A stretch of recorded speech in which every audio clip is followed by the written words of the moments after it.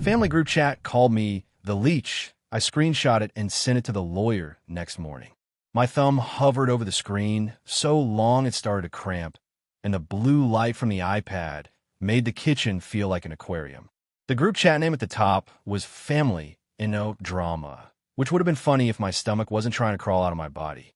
I'd only opened messages because Mom's medication reminder had pinged, and the iPad was the closest thing to me on the bench. I wasn't snooping. I wasn't checking up. I was half asleep, barefoot on cold tiles, counting pills like my life depended on it. And then I saw my name in a bubble preview and the word Leech sitting there like it had always lived in our house. I tapped it before my brain could stop me. The thread loaded, and my throat tightened as if someone had put their hand around it. There it was in black and white from my own brother. He's a Leech. He's been living there for free for years. My sister followed with a laughing emoji like she was reacting to a meme, not a person. The Leech has to go. I'm done. I could hear Mom coughing in the hallway, soft, wet, the kind of cough that makes you sit upright even when you're exhausted. And my hand started shaking so hard I had to press my forearm to the counter to steady myself. I scrolled faster, like my eyes needed to confirm the worst before my heart could believe it. There were plans, dates, little jokes about how I'd cry victim. One message from my aunt. If he won't leave, call the police. Tell them he's aggressive. I swear my ears rang. I took the first screenshot, then the second, then the third, my fingers moving on autopilot while my skin went hot and prickly. When the iPad asked if I wanted to save the photos, I hit yes with this weird calm, like clicking a seatbelt right before a crash. By the time I made it to Mom's pill organizer, my hands were numb. I slid her tablets into the little cup, tried to breathe through my nose so I wouldn't gag on the metallic taste in my mouth, and walked down the hall like a ghost. Mom was sitting up in bed, hair sticking up on one side, eyes watery and unfocused. Is it time? She croaked, voice scratchy. I forced a smile that felt like it didn't belong to my face. Yeah, Mom, just your night meds. My voice sounded normal, which made me feel insane. I helped her sip water, waited for her to swallow, tucked the blanket around her shoulders. Her hand found my wrist for a second, light, papery warm. You're a good boy, she murmured, not even fully awake. I stood there with her praise in my ears and my brother's word on the screen, and something inside me went very still. I went back to the kitchen, locked the back door without knowing why, and sat at the table with the iPad in front of me like evidence in a trial. I opened my email, attached the screenshots, and typed my lawyer's name into the to field. My fingers hesitated over the keyboard because sending it would make it real. Sending it would mean I wasn't imagining things, that I wasn't being too sensitive, that this wasn't another one of those moments my family could later rewrite into a misunderstanding. I wrote one line, saw this tonight. Thought you should have it. Then because my stomach wouldn't stop flipping, I added. I didn't access anything illegally. These messages came through on Dad's iPad. Please advise. I hit send. The time in the corner read 1:47 a.m. I sat there staring at the empty space above the keyboard like it might spit out an undo button for my entire life. It was only when the adrenaline started draining that I realized my hands smelled like Mom's lotion and dish soap. That small detail.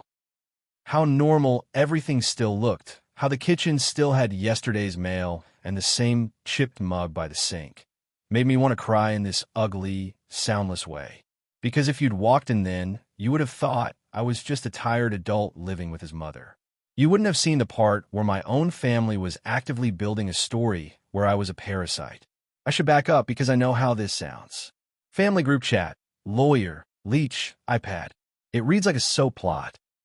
But the truth is painfully boring. 2.5 years ago, my dad had a stroke. It wasn't the dramatic kind you see on TV. It was a Tuesday afternoon, and my sister, Rachel, called me with that breathless voice she uses when she wants to sound panicked, but also important. Dad's in hospital, she said. It's serious. I left work early, drove straight there, and found Mom sitting stiff in a plastic chair, clutching her handbag like a life raft. Rachel was talking to a nurse like she was negotiating a contract. My brother, Shane, didn't show up until the next morning, blaming traffic and work stuff. Dad lasted 3 weeks. 3 weeks of tubes, beeping machines, and doctors saying we'll see. 3 weeks of my family agreeing on nothing except that I should handle the practical things because I was good at that. I was the one who filled out forms. I was the one who asked questions. I was the one who figured out the bills, the insurance, the funeral home. Rachel cried and posted a beautiful tribute online. Shane made one speech at the wake about family sticking together, then vanished again. After Dad died, Mom stopped being Mom. Not all at once, but like someone turned the volume down on her. She'd forget where she put things, then forget what she was looking for, then forget why she was upset. She'd call me by Dad's name sometimes. She'd get scared in the evenings and ask if the doors were locked over and over, like a loop she couldn't exit. The doctor started using words like cognitive decline and early dementia. Rachel said, "We should look into care," like Mom was a project. Shane said, "We'll figure it out," then didn't. I moved back in because someone had to. I didn't make a grand announcement. I just packed my things into boxes, broke my lease, and came home. I told myself it would be temporary. Just until Mom stabilized, just until we got support sorted, just until my siblings stepped up. I cut my work hours and shifted to remote. I paid what I could toward the mortgage and bills because Mom's pension didn't cover everything and Dad's account was a mess. I cooked. I cleaned. I took Mom to appointments. I sat on hold with government agencies while she napped. I learned how to coax her into showering without making her feel like a child. I kept spare underwear in the car because incontinence doesn't announce itself politely. And yes, before anyone jumps on me, I know living in the house was a benefit. I wasn't paying rent elsewhere. I had a roof. But I was also providing full-time care that would have cost a fortune, and I wasn't living some carefree life. I was living in a house where the nights were broken and my jaw hurt from clenching, and I could never fully relax because Mom might wander, fall, or wake up convinced there was a stranger in the lounge room. My siblings' involvement was selective.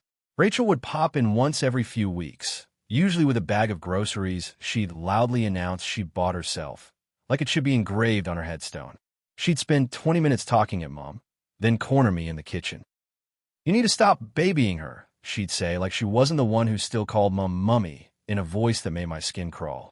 She took over the power of attorney paperwork because she had time, then acted like it gave her a right to make every decision without consulting me. Shane would text once a month, "How's Mom?" If I said hard, he'd reply, "Damn, hope it gets better," like I'd told him the weather. At first I kept asking for help. Not even money, just time. A weekend off. An evening where I could go for a walk without staring at my phone. They'd promise, then cancel. Kids are sick. Work is crazy. I'm just burnt out. Meanwhile, I watched my own life shrink. Friends stopped inviting me places because I always said no. Dating became impossible. I developed this constant low-level resentment that made me feel like a bad person because I didn't want to resent Mom. I wanted to resent the people who had the choice to be absent. Then, a few months ago, Rachel started talking about selling the house. Not in a gentle, long-term planning way. In a brisk, managerial way. She'd stand in Mom's living room and talk about asset allocation, like Mom wasn't sitting right there, confused and trying to follow the conversation. "It's better if we sell and move her into a facility," Rachel said one day, flipping through listings on her phone. "We can split the proceeds and cover her care." Split the proceeds? I repeated, "Mom's still alive." Rachel shrugged. "It's the family home. Dad would want us to be practical." My brother on speakerphone said, "Yeah, it's time. He's been there long enough." Meaning me. That was the first time I heard the undertone, not "how do we care for Mom," but "how do we get him out?" I'd been living here and caring for her, and somehow that had become suspicious, like I was squatting in a place that didn't belong to me. I got a lawyer because I was tired of guessing my own rights. Not because I wanted to sue my family, but because I could feel the ground shifting. Rachel kept pushing Mom to sign things when Mom barely remembered what day it was. Shane kept making comments about me, getting comfortable. My aunt started calling and asking weird questions about how much money I'd taken. It was like they'd all decided I must be stealing, because the alternative, me sacrificing years of my life for Mom, Made them look awful. The lawyer, calm, older woman, kind eyes, told me something that made my throat tighten. Document everything. She didn't say it dramatically. She said it like she'd seen this 100 times. Caregiving disputes turn ugly, she said. People rewrite history to suit themselves. Keep records of expenses and communications. If anything is said about you being a threat or aggressive, take it seriously. I remember nodding like, sure, okay, thinking it was precautionary. Because my family might be selfish, but they wouldn't, fabricate a story, right? Then I read the chat. The Leech part hurt, obviously, but the part that made my blood run cold was the planning. The little tactical notes. Shane, we need to get him out before he convinces Mom to change anything. Rachel, I'll book an appraisal. He can't refuse. Aunt, if he refuses, call the police. Say he's unstable. One of my cousins even wrote, he's been living there rent-free. He owes us. Like my life had been some holiday, funded by Mom's confusion. I sent it to the lawyer because suddenly those earlier warnings didn't feel dramatic. They felt necessary. The next morning, I woke up to Mom calling my name down the hall and my phone buzzing with an email reply. My lawyer wrote, "Thank you. Do not confront them about this yet. Save the screenshots in multiple places. This indicates coordinated intent and may be relevant for any guardianship/POA dispute, as well as any attempt to remove you from the home. We need to act carefully." My skin went hot again. Act carefully is the kind of phrase that tells you you're not dealing with simple family tension anymore. You're dealing with people who are willing to play dirty. That day, I moved like someone handling glass. I backed up the screenshots to my computer, to a drive, to an email folder. I wrote down the time I saw them. I took photos of the iPad screen showing it was Dad's Apple ID still logged in, because yes, I knew they'd accuse me of hacking. The iPad had been in Dad's study. After he died, I moved it into the kitchen because Mom liked looking at old photos of him on it. Everyone knew it existed. Nobody cared until it became a window into what they thought I'd never see. I didn't tell Mom. There's no point. She would have been devastated for an hour, then forgotten, then been devastated again when she remembered, like getting hit by the same car repeatedly. I protected her from it the same way I protect her from bills and bad news, by carrying it myself. 3 days later, Rachel showed up unannounced with a man in a crisp shirt and a folder under his arm. "This is Kevin," she said brightly in my doorway. "He's just here to do a quick appraisal." Mom was in her recliner, watching a cooking show and stroking the blanket like it was a pet. I could smell Kevin's cologne from the hallway. Rachel smiled like she was doing me a favor. "No," I said. Her smile twitched. "What do you mean, no?" "I mean, no one is walking through Mom's home with a clipboard," I said, keeping my voice low. "Not without her capacity being assessed properly, and not without me being informed ahead of time." Kevin did that awkward thing people do when they realize they've walked into family drama. He shifted his weight and glanced at Rachel like, "Do I leave?" Rachel's eyes narrowed. "You can't refuse." I looked at her, and for the first time, I didn't feel like the little brother being scolded. I felt like an adult who'd seen the script. "Watch me," I said. She stepped closer, voice dropping. "You're acting unstable," she hissed, and the words hit me like a punch because I'd seen that exact word in the chat. "Hier." "That's interesting," I said quietly, "because you told everyone I was unstable before you ever walked in here." Her face went pale for half a second, then snapped into anger. "What are you talking about?" "I'm talking about you leaving," I said, still calm. "Now."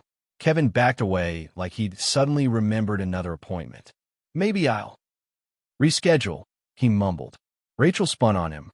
"No, it's fine. He's just what?" I asked. Rachel's jaw worked. She looked past me into the living room where Mom sat, blissfully unaware. "We'll talk later," she snapped. She left, heels sharp against the floorboards. Kevin practically fled behind her. I stood in the doorway until their car reversed out of the driveway. My hand shook after.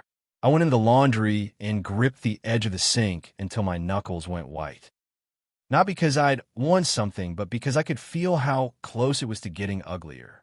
If they could show up with a stranger and try to barrel through, what else were they willing to do? That night, Mom wandered into the hallway at 2 a.m., confused and asked if Dad was coming home. I guided her back to bed, my heart aching, and I thought about the group chat calling me a leech.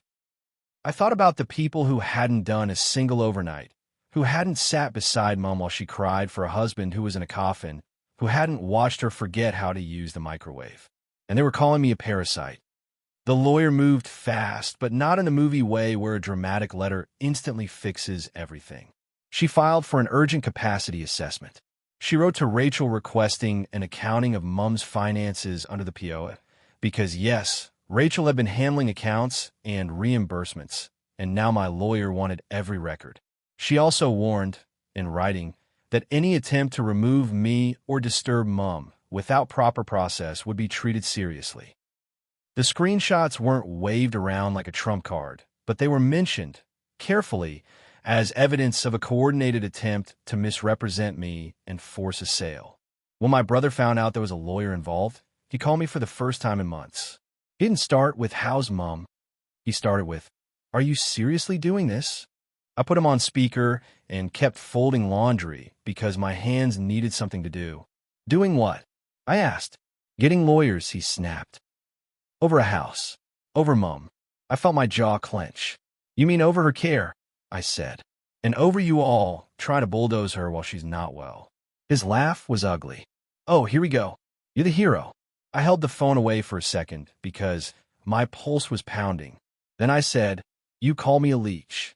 Silence. It wasn't the silence of innocence.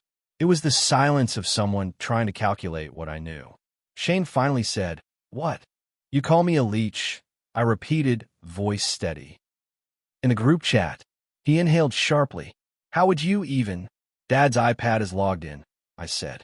The messages came through. Another pause. Then the pivot because my brother can't sit in wrongdoing for more than 2 seconds. "That's a violation," he snapped. "You were spying?" I almost laughed. "Spying?" I said. "I was giving Mom her meds." "You still read it," he said, voice rising. "That's sick." I could feel my heartbeat behind my eyes. "You wrote it," I said, and my voice stayed low because if I let it rise, I was going to scream. "You wrote plans to call the police and say I'm aggressive. You wrote dates. You wrote get him out. And now you're telling me I'm sick for seeing it." He started talking fast, defensive, half justifying. "We're worried about Mom. You isolate her. You control everything." I looked down at Mom's cardigan folded neatly in my lap, still smelling faintly of her shampoo. "You haven't been here," I said. "You don't know anything." He scoffed. "We know enough." "You know what Rachel tells you," I said, "because it's easier than knowing the truth." Shane went quiet, then said, softer, "This isn't going to end well." That sounded like a threat, or maybe it was a warning to himself. "It already didn't end well," I said. "It ended the night you all decided I was the enemy." He hung up. After that, the family narrative shifted because of course it did. I became unhinged. I became controlling. I became money-hungry, which is hilarious if you've ever tried to get paid for caregiving. There's no riches in it, just exhaustion and guilt. Relatives I hadn't spoken to in years started texting me things like, "Do the right thing," with no clue what the right thing even was. My aunt sent a message saying, "We're praying you soften your heart." Like my heart was the issue, not their hands reaching for Mom's house. The hardest part wasn't even the legal stuff. It was living in the same house while people tried to paint me as a villain for keeping Mom safe. Every time the doorbell rang, my stomach dropped. Every time I'm asked, "Are the kids mad at me?" I had to swallow my own rage and tell her, gently, "No, Mom, everyone's just busy." Then, about 6 weeks later, we had a mediation meeting. It wasn't in a dramatic courtroom. It was in a beige office with a tissue box that looked like it had never been used. Rachel arrived in a blazer like she was going to a job interview. Shane looked bored and angry at the same time, like he was being forced to attend school assembly. My aunt came too, eyes pinched, clutching her purse. My lawyer sat beside me, calm and unflinching, with a folder thick enough to make my throat dry. The mediator did the usual opening about finding common ground. Rachel immediately launched into her speech about concerns and safety and Mom's best interests. Shane chimed in with, "He won't let us in," which was a lie. I'd begged them to visit, to help, to take turns. They didn't want turns. They wanted control. Then my lawyer spoke. She didn't yell. She didn't accuse. She simply said, "We have documentation that shows a coordinated intent to remove my client and to misrepresent him as aggressive. We also have evidence of derogatory language used about him, including calling him a leech. That context matters when assessing motives." Rachel's head snapped up. Shane's eyes widened. My aunt's mouth tightened. The mediator blinked. What documentation? My lawyer didn't slam screenshots on the table like a movie. She just opened the folder and slid one page forward, enough for the mediator to see the words, not enough for everyone to grab it and turn it into a brawl. The room went still. Rachel's face flushed. "That," she stammered. "That's private." My lawyer nodded. "It was sent to a device in the home under the late father's Apple ID. It is relevant because it shows intent. It also includes suggestions to involve police under false pretenses." Shane snapped. "That's not what we meant." My lawyer looked at him. "Then explain what you meant by call the police and say he's aggressive," she said, voice as mild as if she'd asked him what he wanted for lunch. Shane stared at the table. Rachel's jaw worked like she was chewing anger. My aunt suddenly became very interested in her fingernails. And in that moment, something shifted, not magically, not into forgiveness, but into reality, because they couldn't pretend this was all my imagination anymore. They couldn't paint me as paranoid when the words were right there. The mediator cleared his throat and said, carefully, "Let's refocus on care arrangements and proper financial oversight," which, translated, meant, "You've been caught, now behave." The resolution wasn't satisfying in the revenge fantasy way. It was paperwork in process. An independent assessor evaluated Mum's capacity. It confirmed what I'd been living with. Mum could express preferences, but she didn't reliably understand complex financial decisions. The POA arrangement was adjusted so Rachel couldn't act alone without oversight. An independent administrator was brought in for major decisions. The house sale was paused. A care plan was created that included respite services, actual scheduled help, so I wasn't doing 24/7 with no breaks. And the group chat? It went silent for a while. Then, like a cowardly animal returning after a storm, it started again, but I wasn't in it anymore. They made a new one. Of course they did. Rachel tried to apologize once, in this careful way that wasn't really an apology. She showed up at the house when Mum was napping and said, "I'm sorry you felt hurt." I didn't feel hurt, I said. I was hurt. She sighed like I was being difficult. "It was venting," she said. "We're stressed too." I looked at her, really looked, and I saw someone who had built her identity around being the competent one, the decision maker, and couldn't stand that I disrupted the story. "You were stressed," I said. "So you called me a leech and planned to call the police on me." Rachel's face hardened. "You're never going to let this go." I surprised myself by answering honestly.